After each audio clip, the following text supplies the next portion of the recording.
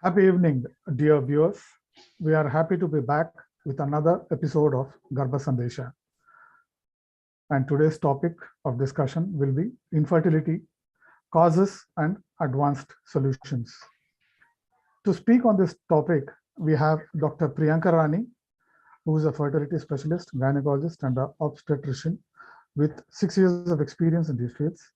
She practices at Garbhagudi IVF Center, Bangalore. She completed MBBS from MS Ramaya Medical College, Bangalore, DNB OBG from St. Philomena's Hospital, Bangalore. She has worked as senior resident in prestigious St. John's Medical College for 2 years. She did her fellowship in reproductive medicine from RGUHS. She is well versed in IUI and IVF. We have another doctor, Dr. Anitha A., one of the best fertility specialists in Bangalore, and has experience of 14 years in this field. She too practices at Garbhagudi IVF Center, Bangalore. She completed an MBBS. She has done a MS OBG from Mahatma Gandhi Medical College and Research Institute in 2010.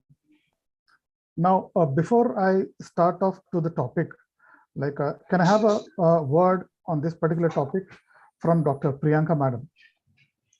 Hello, sir. So hearty welcome to all listeners and viewers.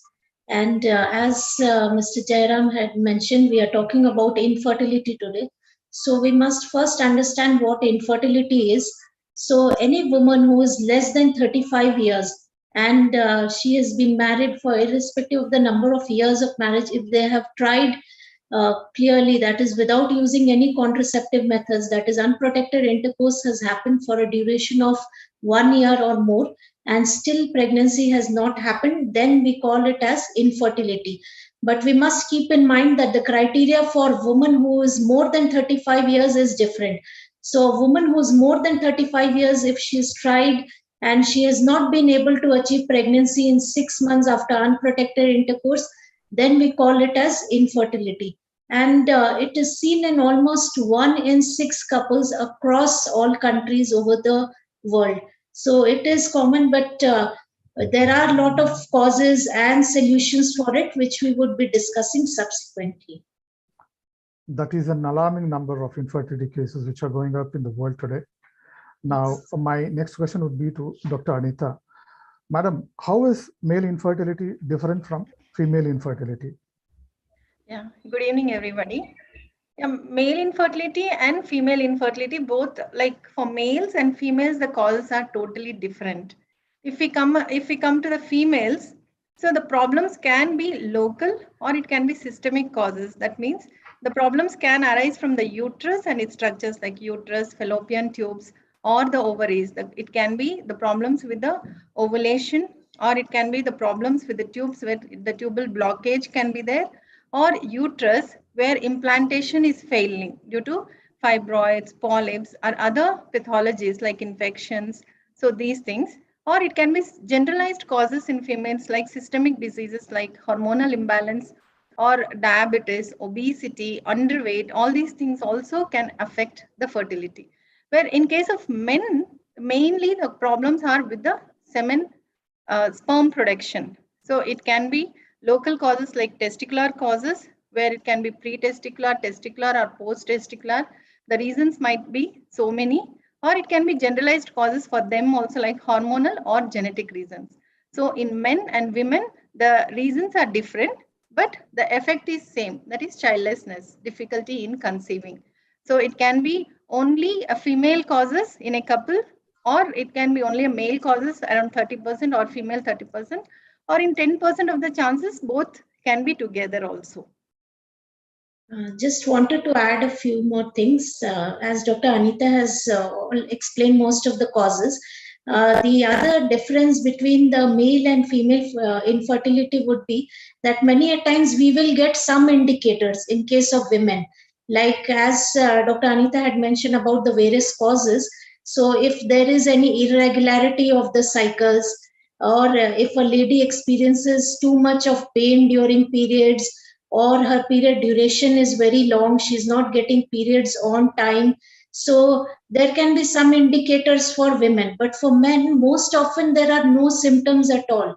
Some men occasionally may complain of some testicular pain, but very often any normal couple who walks in, we examine the male and we find that sometimes we have been shocked by seeing there are no sperms on semen analysis. So they are absolutely asymptomatic, normal people without any symptoms. But for women, we do get some indicators. So that is the other thing. And very often, like we see the tendency of couples, especially those who belong to the rural part of India or from interior parts of Bangalore, if they come, they have that notion that only the lady is responsible because she may be experiencing some symptoms, she may be complaining of few things. But for men, it is not so. So they think that, okay, he is absolutely normal, the problem is only with the lady. But we must understand that 1/3 cases would be due to the lady, 1/3 would be in men, and 1/3 approximately causes are due to combined factors in both. Thank you, doctors, for your contribution to the question from both of you. Now, my question would be to Dr. Anitha.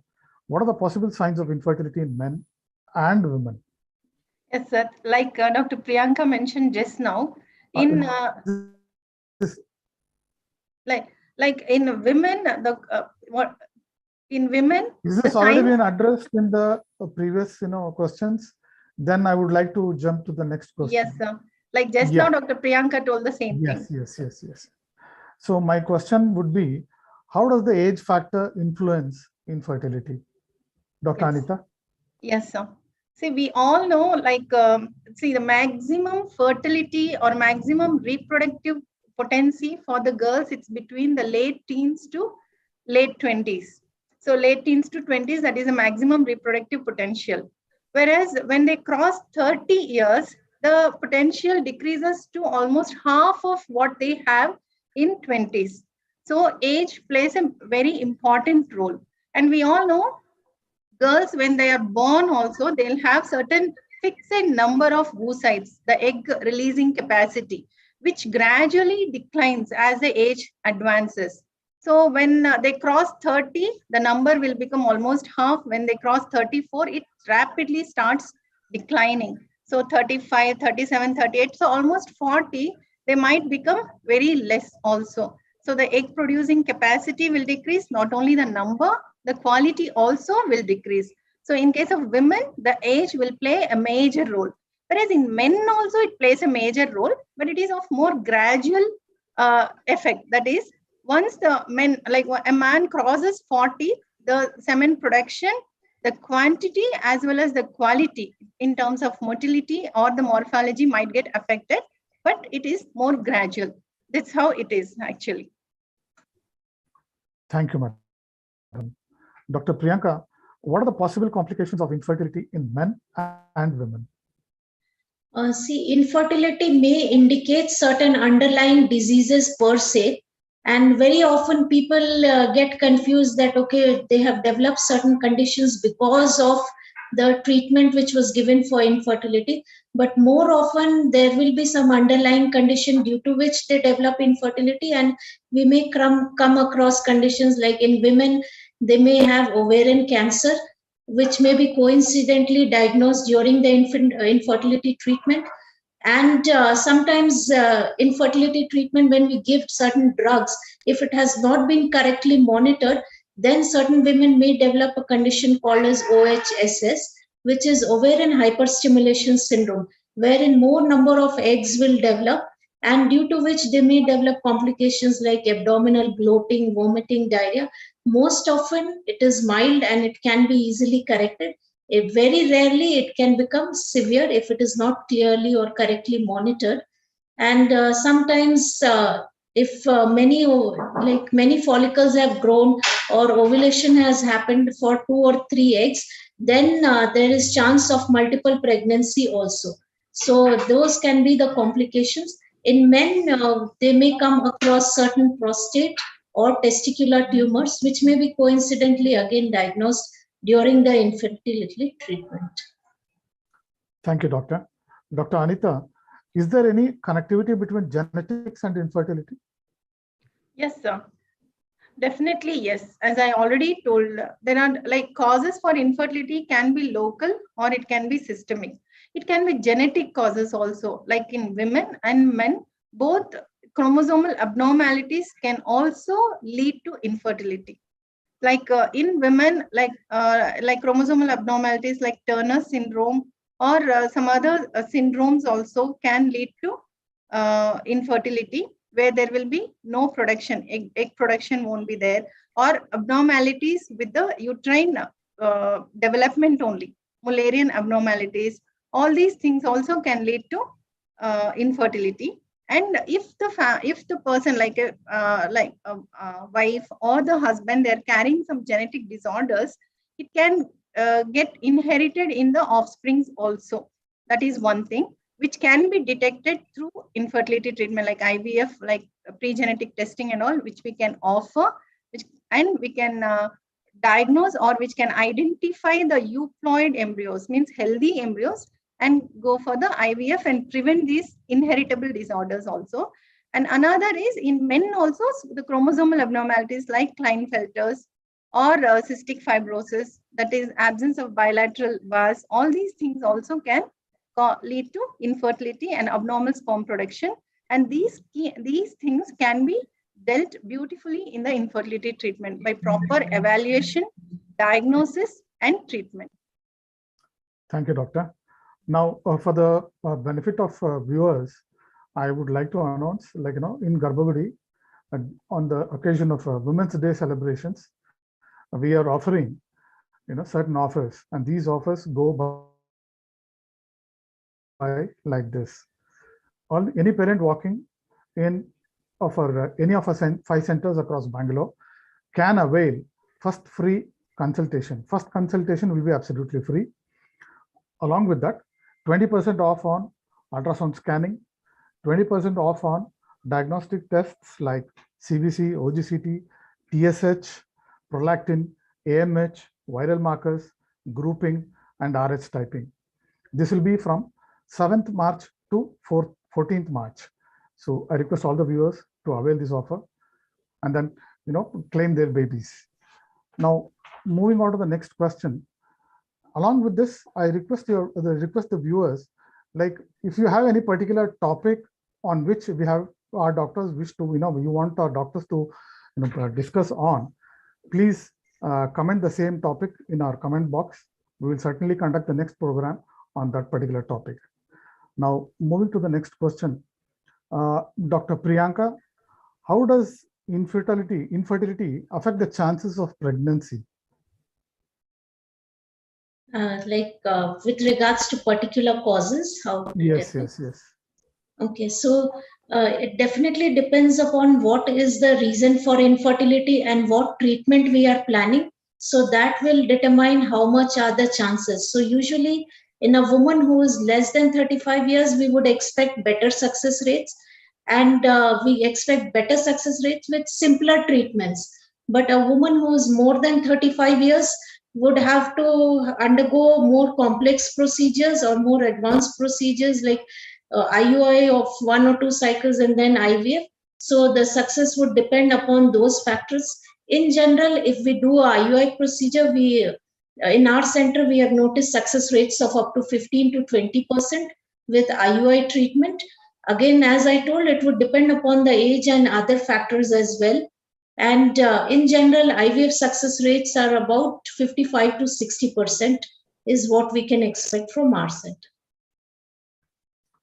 Thank you, Doctor. Dr. Anitha, can you discuss the common myths about infertility? Yes, sir. Mainly, see, this question is a must because many of the couples, they assume, see, as Dr. Priyanka pointed out, we know that if the couple are trying for 1 year without like any protection, that is unprotected intercourse, and depending upon the age also, they should, within 1 year, they're not able to conceive, they should go to the doctor, take the help of the doctor.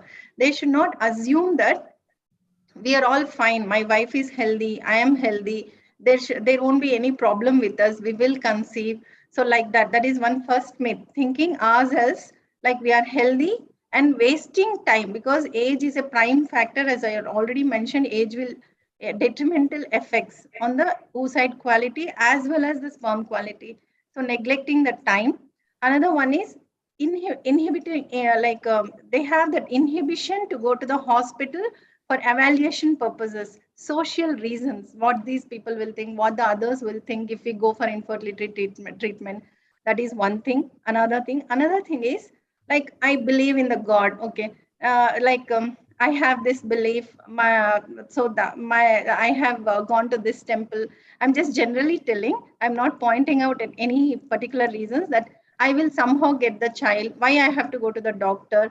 So all these things will help me. All these things also. So you should think that the whatever God or whichever power you are believing, that power is directing you to the doctor so that you can take the help of the doctor in conceiving. That is one myth. We should come out of it. And another myth is, most of the men in our society, especially in India, they think that, okay, females are the mostly responsible for infertility, not the men. So why I have to undergo treatment? The man will think, why I have to go to the hospital, why I have to give semen analysis.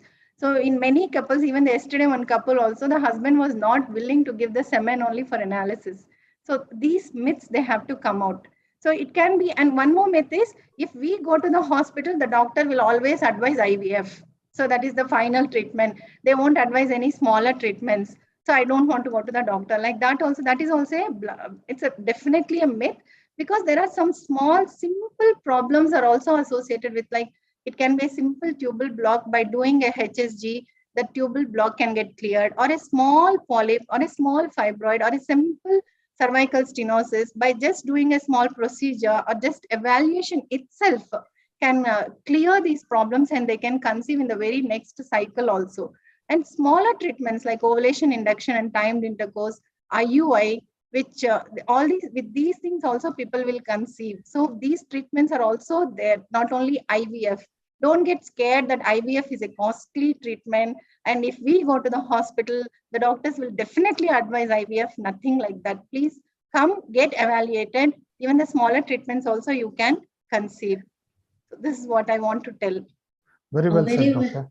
Just I wanted to add a few things. Very well said, Dr. Anitha. And with regards to that, I remember one one couple who had walked into me for treatment. So they were married for 13 years, and they had tried simple treatments, natural cycles, and even with some medicines. And they had very strong religious beliefs. And they had spent lakhs of money in performing homas, doing pujas in different temples. They had spent, like, they were crying in front of me that we have spent so much money. In fact, if we had saved that money and undergone IVF one cycle, we would have had a baby which was already 6-7 years old. So finally they could get over that feeling that, okay, now it is high time, we have finished, all resources were exhausted. They had visited every possible temple, and then they came up, they did one cycle of IVF, and she conceived and went home in tears. So it can be so useful, like, if we evaluate and see what is the real cause.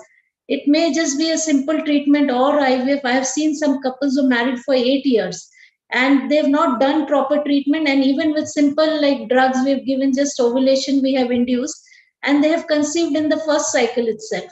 So those things do happen, and it's very important when we have certain indicators, especially as I was saying, in women there can be some indicators like having irregular periods or having excess hair growth, getting too many pimples, periods not coming on time, too much of pain during periods, having any kind of abnormal discharge, or having difficulty in intercourse, either for the male partner or for the lady. If there is any difficulty, they must seek attention earlier and do not wait till that 1 year period of trying is getting over, because they can be early pointers.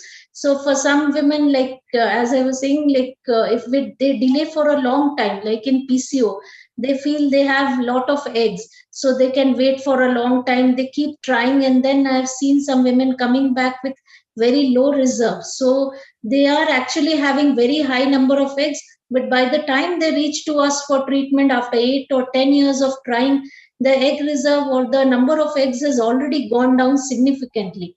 So the chances become low. So to improvise the chances of pregnancy, it's always better to seek medical care at the correct time.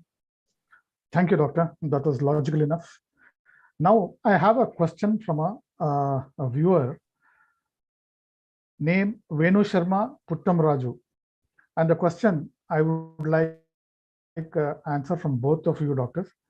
What are the success rates for second IVF FET?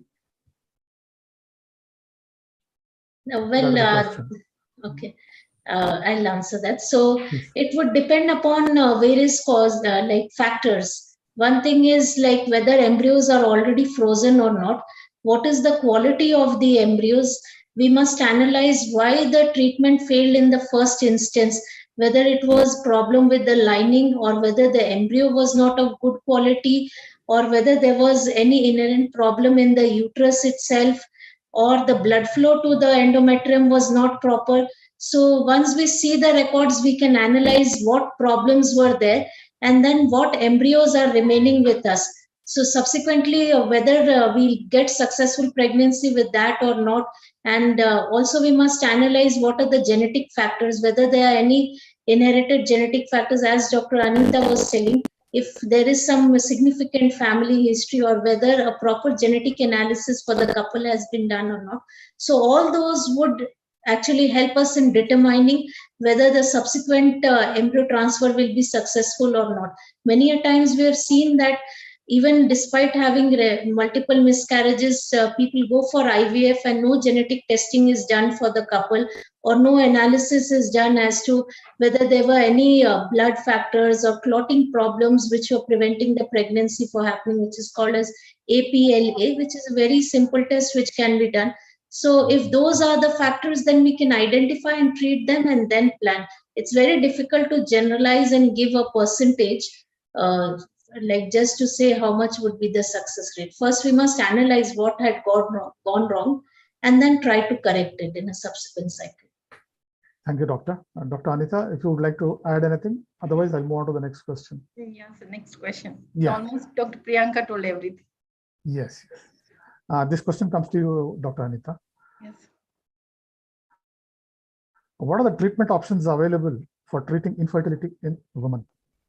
Yes, just now I mentioned there are the treatment options can be like simple treatments and up to IVF. Simple treatments like ovulation induction and timed intercourse, and ovulation induction and intrauterine insemination.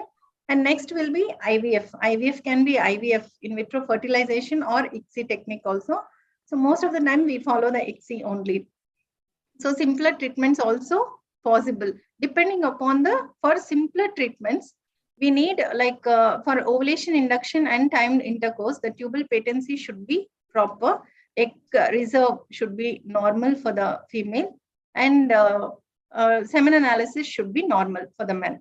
Okay. For IUI, even if the counts are little less, if it is more than 10 millions, with little, even the motility is little compromised also, and tubal patency should be normal. So in such cases, we can go for intrauterine insemination, provided the partner, like couple's age is fine. Like it should not be like crossing 40 and all. If they cross 40, we should not waste time in trying for the simpler treatments also.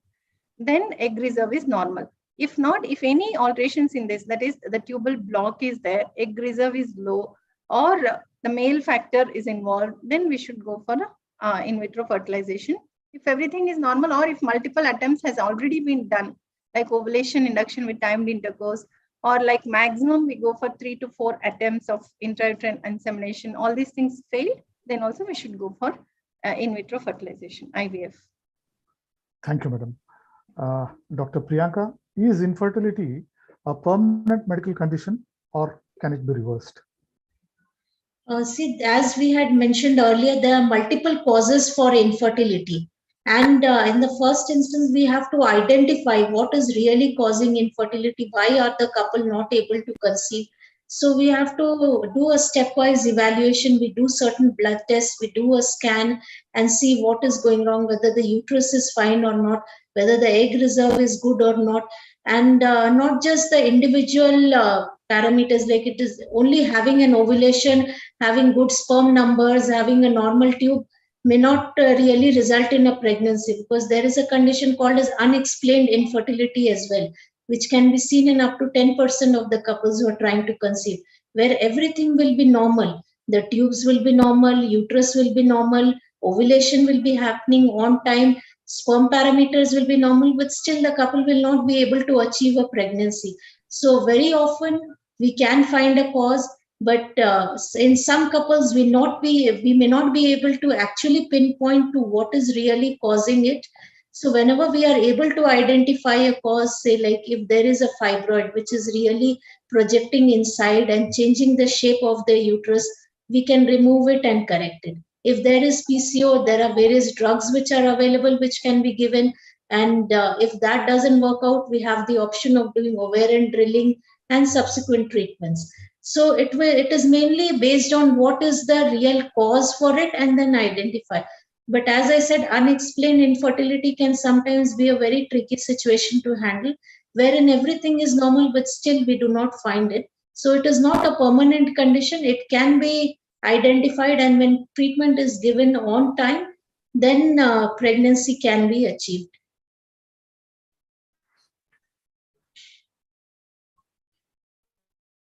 Thank you, doctor. We have yet another question from a viewer. It is Sirisha Uppalapatti. She is asking, will ERA test give success rates for IVF? I would like Dr. Priyanka and then Dr. Anitha, please go ahead. Yeah. See, ERA is nothing but endometrial receptivity assay. That means we will be stimulating or preparing the endometrial lining, that is the uterine lining, will be preparing like how we prepare for the embryo transfer. And whenever that, like when we think that the embryo, when it is opt for embryo transfer, that time we will take a tissue or a small piece from the endometrium and it will send it for the analysis to see whether that endometrium has prepared itself well for the embryos to get implanted, to receive. That is the receptivity we will check. So this test will roughly give us an idea about when to transfer the embryo. It will give like 120 hours, 130 hours, 136 hours, like that. It will give us a rough estimate when the endometrium will be ready for the implantation. So based on this test report, so next cycle we will be stimulating or will be preparing the uterine lining, and same way, similar way, and we'll be transferring as per the report the embryos as they guided. Like if they say 120 hours progesterone, post-progesterone we should transfer, then we'll be transferring accordingly. So that it will increase the success rate. It doesn't mean that it's going to happen like 100%. So it is only, it will add on to the success rate, like 10 to 15%, it might increase the success rate. It doesn't increase to 100%. So it is just an additional test, an additional benefit to increase the success rate. Dr. Priyanka, next question, or would you like to add something to this, madam? Yes, I just wanted to add, Dr. Anitha has explained in detail about the ERA test. So what the couples need to understand is when an embryo transfer fails, very often it is the embryo which is a problem.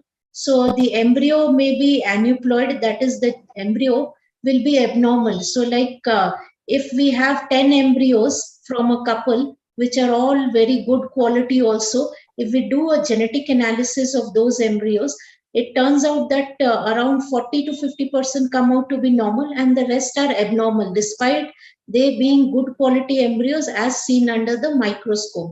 So just good embryos to look at may not actually be genetically good, and they may not be genetically strong enough to get attached and grow. So that may be happening and that may be the reason for failures despite transferring good embryos. So very often it is the embryo which is a problem. In some cases, there is the problem between the cross-stack, which should happen between the endometrium and the embryo, that is abnormal. And sometimes the embryo is trying to attach, but there is some reaction happening from the endometrial end, or there is kind of alloimmunity wherein the body tries to reject. So there can be multiple mechanisms which may be contributing for the pregnancy not happening. So ERA will just address one of those issues.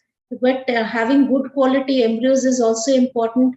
Then, as I was telling, if there is some alloimmune reaction happening, it is very difficult to identify, though there are some tests available which would give us indicators, but really to exactly identify and then treat such conditions is a little difficult, because most often we go by exclusion because there are no confirmatory tests which would tell us that yes, it is because of the body reacting against the embryos. So each test adds on to the value, but it does not 100% confirm the success.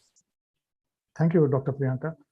Next question from the same viewer is will be addressed by Dr. Priyanka. Madam, Sirisha is asking, will frozen 3A grade embryos give success rates after ERA test? Did you catch my question, madam? Yes, I got the question. So very often when we do a transfer based on ERA, we try to do a blastocyst transfer, because very often they give the report according to the day 5 transfer. We can do a day 3 transfer also as per ERA. And as I was mentioning, though the embryos are grade A, we do not know the genetic status of the embryos, but most often it would give us a result of around 55 to 60%. So if a genetic analysis of the embryos is also done, which is called as PGTA, which is possible only in a fresh day 5 embryo, wherein the embryos are cultured till the 5th day, and then a biopsy is done on the embryo, which tells us about the true genetic status of the embryo, which again adds on to the chances. But very often grade A embryos, we go ahead with transfers and we achieve good results. Thank you, madam. Sirisha Upalpati, I think both of your questions were very well answered by our doctors. Now I'll move on to the next question. Dr. Anitha, what treatment options are available to treat infertility in men? I didn't get the question. The voice got broken. Yeah. What treatment options are available to treat infertility in men? Yeah. So when it comes to male infertility, it can be problems with the semen, like sperm production. It can be number, or it can be quality, like motility or normal morphology also. As I already told you, the causes are multiple. It can be local or it can be systemic. Local can be like pre-testicular, testicular, and post-testicular. The addressable causes like we can give, if it is only minimal, like number is a little low, motility is slightly compromised, then they can go ahead with the antioxidants and micronutrient supplementation for 3 months and repeat semen analysis after the treatment. We can show some variation in that.